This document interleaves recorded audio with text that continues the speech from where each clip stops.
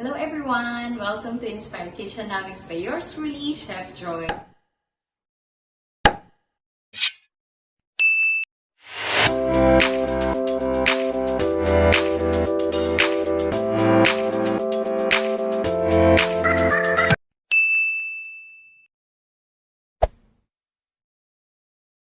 Sa video na to, gagawa po tayo ng chicken lomi. So, ito yung mga sangkap na gagamitin natin para sa ating chicken lomi.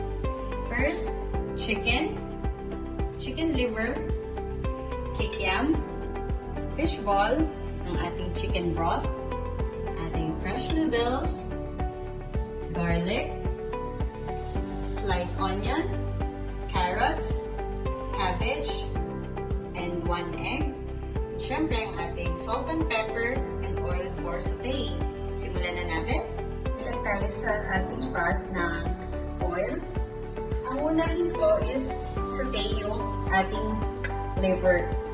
Kaya ko siya unahin kasi ayoko siyang ma-overcook. After natin fry lang ng konti. Satasay natin siya. So, same pot na ginamit natin. Dagdag lang tayo ng konting oil. Mag-isa natin ng ating bawang sibuyas. So, unahin muna natin yung sibuyas. Kasi mabilis matunog ang ating bawang.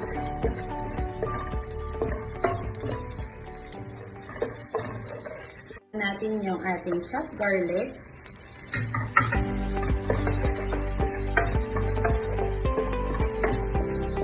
Once na toasted na medyo yung ating garlic, ilagay na natin yung chicken na nahinagay natin.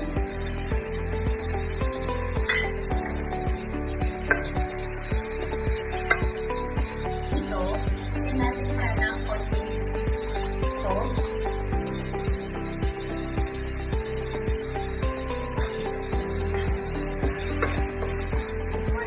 Once na medyo nag-brown na yung ating chicken, sunod na natin yung ating kikiam at saka ating fish ball. Yung gusto ko sa lomi, more on malaman siya compared sa medyo less sa noodles, pero mas malaman ang gusto ko. At this point, lagay na natin yung ating chicken ball.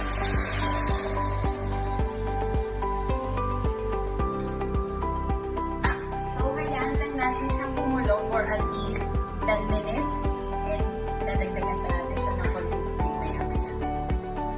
So, ilalagay na natin yung ating repolyo.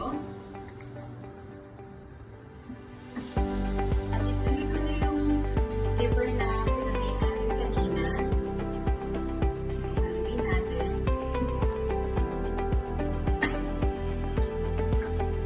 And follow na natin yung ating noodles. Depende sa inyo kung ano gusto nyo gamitin na noodles. Ito na kasi yung available sa fridge ko. So, ito na yung namin namin para sa lomi.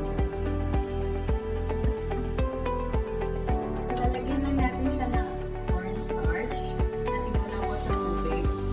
Para at least, ang lomi natin is medyo malawak. So, kukulan lang natin siya na at least 1 to 2 minutes. And then after, yung lomi natin is ready na. So, ito na po yung ating lomi. Spring onion on the top. And then, gusto ko sa lomi, may konting crunchy. So, pwede natin siya lagyan ng konting crispy chicken skin. Alright? So, ready na po ang ating lomi. So, ito na po yung finished product ng aking chicken lomi. I hope nagustuhan ninyo. Please don't forget to like and subscribe to my YouTube channel, Inspired Kitchenomics by Chef Joyce. And please visit my Facebook page and then my website for more recipe. Till next time, thank you for watching!